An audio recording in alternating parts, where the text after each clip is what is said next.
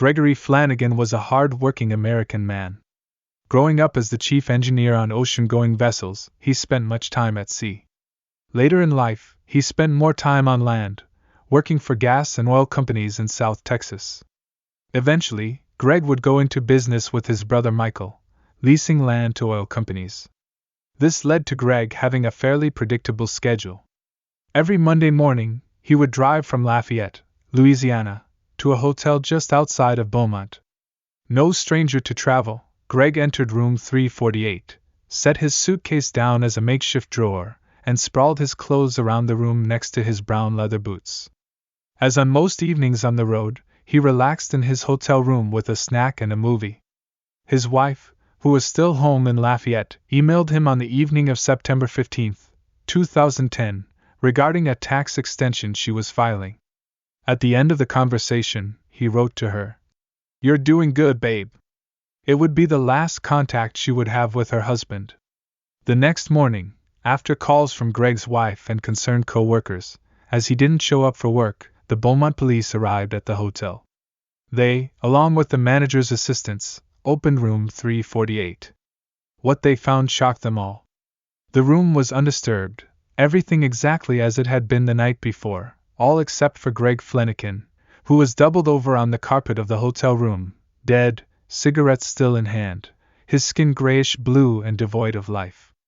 Upon further investigation by Detective Scott Appel, it was determined that the death was due to natural causes. There were no signs of a struggle, no signs of a break-in or forced entry. His clothes and luggage remained undisturbed, and nothing was missing. Greg's wallet was still in his back pocket, containing the $100 bills he had previously. Visitors staying in rooms nearby claimed to have heard nothing. No drugs were found in his luggage or on his person. On the surface, there was little doubt that Greg's less than stellar lifestyle and choices led to his premature but natural demise. According to his wife and his brother Michael, he did not eat particularly healthy, didn't exercise, drank when he wanted, and chain-smoked for most of his life. Despite the shock and tragedy of the situation, Greg's sudden death was not an enormously hard pill to swallow. The only question that remained now, in the eyes of the investigators, was what exactly caused his final moments a medical question, nothing more. The post-mortem exam conducted by the Jefferson County Medical Examiner, Dr. Tommy Brown, started off as a fairly typical affair. Circumstances around Greg's death seemed fairly straightforward, with the only superficial damage seen initially being an abrasion on his cheek, presumably from when he hit the rug at the time of his death. Upon further examination, however, Dr. Brown discovered a laceration on Greg's scrotum. Upon examining even further, he noted that the scrotum was swollen, discolored, surrounded by edema fluid, and bruised, with the bruising spreading up Greg's thighs near his hips. Immediately, Dr. Brown identified this as hard blunt force trauma. As Brown examined the inside of the torso, he discovered extensive internal damage, including lacerations on his stomach and liver, 2 broken ribs, and a hole in the right atrium of his heart. Dr. Brown concluded that the damage sustained by Greg's body was consistent with a brutal beating, or perhaps crushing. Brown hypothesized that perhaps Greg was kicked hard in the genitals, which is where the tear and bruising came from, and then afterward, perhaps he was hit so hard in the chest by his attackers that it caused lethal damage. While the initial hypothesis of Dr. Brown seemed to make little sense, his conclusion was clear. Greg Flanagan didn't die of natural causes at all. This was a homicide. Dr. Tommy Brown concluded that Greg Flanagan was the victim of a homicide and, even more so, a savage beating that caused massive internal damage. Now the question remained, what were the events surrounding his death? In the weeks and months following Brown's conclusion that Greg was beaten to death, Detective Appel relentlessly attempted to recreate and solve the murder. But no matter how many leads, how much research, how many interviews, still, nothing added up. How was Greg beaten so severely, and yet had no external damage? Why did it take a post-mortem to uncover evidence of blunt force trauma? Why was his body positioned the way it was? Why was there no evidence of a struggle or forced entry? None of it made any sense. Along the same lines were the whys of the matter. which were also a dead end. Greg, for all that they knew from researching and interviewing, was a nice guy, loved by his wife Susie and his brother Michael, appreciated and liked by his company. Even his time at the Elegante Hotel, where he spent his final night, was inconspicuous. He would check in the morning, leave for work, and return in the evening, where he would relax in his hotel room for the night before leaving once again for work early in the morning. No one had ever reported seeing Greg at a bar, and he did not drink heavily or get involved with trying to pick up women. He did not have a history of drug addiction or drug distribution. No one he owed money to that would come back for vengeance, and no known enemies. It seemed like Greg was a hard-working, stand-up guy who got along with pretty much everyone. And yet he was killed, savagely beaten in his hotel room without a trace. Eventually, Detective Apple's tenacity paid off. Records indicated that on the evening of his death, Greg contacted maintenance of the hotel due to a blown circuit breaker that was a result of him microwaving popcorn. This seemingly insignificant detail led to Apple creating two distinct theories about Greg's death. The first theory revolved around the maintenance man who was previously convicted of sexual assault. Perhaps he had been the one to attack Greg, which would probably explain the lacerations on his scrotum. However, this still wouldn't explain the lack of any external injuries, the room being untouched, or the way the body was found by investigators. The second theory involved a group of union workers, electricians who had been staying at the Elegante Hotel that night as well. They confronted Greg and beat him to death in a drunken rage. But once again, with this theory, too much was left unexplained. After interviewing those who were there that night, none of them provided any useful information pertaining to Greg's untimely demise. Apple's investigation came to a standstill. There was simply no theory that was fully backed up by the evidence. As the trail leading toward the killer grew cold, it seemed as if the untimely and brutal death of Greg Flanagan would remain unsolved. Ken Brennan was a former Long Island police officer and DA's special agent. Leaving that life behind, he left the busy New York City area to be a private detective in Florida. Brennan had quite the reputation as being an effective investigator, even landing himself in the news when he solved a difficult cold case in 2005. Sparking the article, The Case of the Vanishing Blonde. It was this notoriety that landed him on the radar of Leah Sherman, a lawyer and friend of Susie Flanagan, desperate for answers. Susie contacted Brennan on a sunny Florida day. He shortly agreed to take on the case after Susie sent him the files. Feeling there were still many avenues to explore in uncovering what became of Greg that evening in September 2010, Ken Brennan visited Lafayette shortly after accepting the case. First, visiting Susie and asking her all sorts of questions surrounding her and her relationship with Greg. He then asked her if there was anything about the crime scene that seemed off to her. She mentioned, above all else, that it seemed odd to her how hot the room was, as Greg would typically crank up the AC. Brennan notes this. Afterward, he made his way to Beaumont to meet with Detective Apple. They discussed the circumstances of the case, with Brennan reassuring Apple that he fully intends on being upfront and honest with him regarding the investigation and insists that they work as a team and share fully with each other all information uncovered. Ken Brennan later disclosed that this meeting with Detective Apple was more than just pleasantries and gathering information, it was vetting. Brennan says to a reporter from Vanity Fair, "I don't work with somebody I don't like." The two men agreed, and the nearly closed case of the death of Greg Flanagan started up again. Now working together, Brennan and Apple began going through old evidence with fresh eyes. The first place to start was the very hotel room where Greg Flanagan was found dead.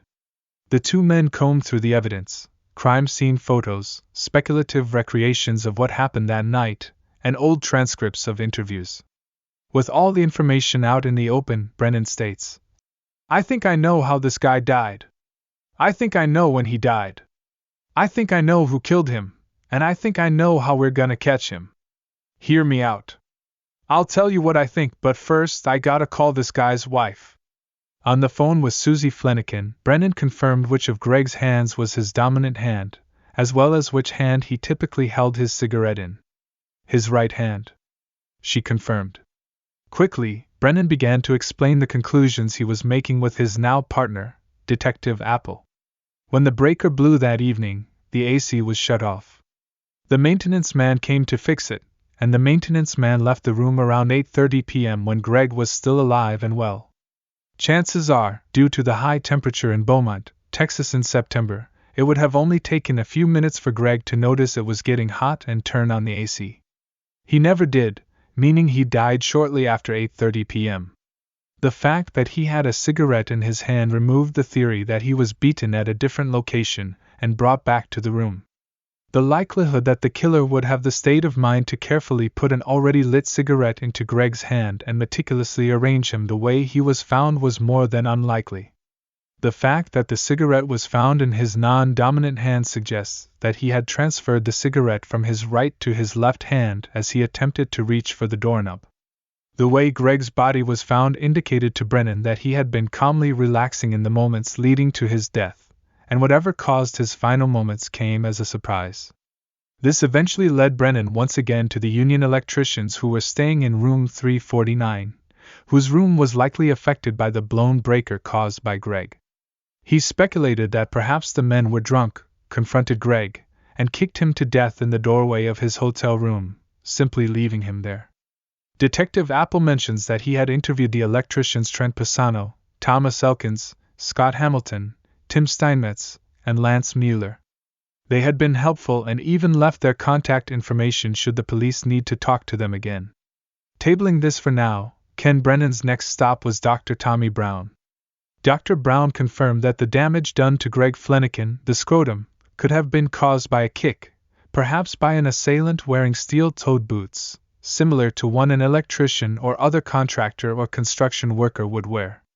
Now, with a new perspective and a new theory in need of evidence and validation, Brennan asked Detective Apple to interview the men who had worked with those union electricians while he looked at the security camera footage. The footage wasn't particularly helpful, showing the comings and goings of people, workers, and staff up and down the hallways. Brennan saw staff members come and go, some of the electricians making various trips out to the truck, but nothing earth-shattering. Apple and Brennan began interviewing the men who worked in and around the Elegante Hotel, even men who knew of men who worked at the Elegante. Not surprisingly, many of them were familiar with what happened in room 348 around 8 months ago. One of the crew foremen by the name of Aaron Bork mentioned hearing something about a gun going off in one of the hotel rooms. No, corrected Detective Apple. That's not the same case. This was the one where a man got in a fight at the Elegante Hotel. Aaron Bork said he wasn't familiar. After the interview with Bork had concluded, Brennan stated that we need to go back to the hotel. We're going to look for a bullet. Back in room 348, Apple and Brennan tore the room apart looking for a bullet or any indication of one. They searched along the walls, along the floor, behind every piece of furniture and hotel art. Every crevice and crack of the room didn't escape their search. Brennan, now convinced after their conversation with Bork that a gun was somehow involved, but they found nothing until they noticed a small indentation in the wall near the closed door that separated room 348 from the adjoining room, 349. It appeared to be a repair job, something typical of hotel room wear and tear. However, the knob and the dent didn't quite match. After examining it for a moment, Brennan decided that they should take a look at the other side.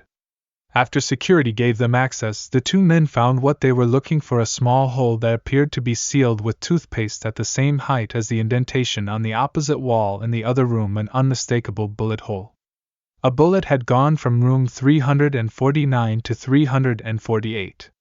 Calling in more investigators to take the scene apart further to gather evidence and document the situation, Brennan and Apple began to piece together a more comprehensive theory of what happened in those adjoining hotel rooms.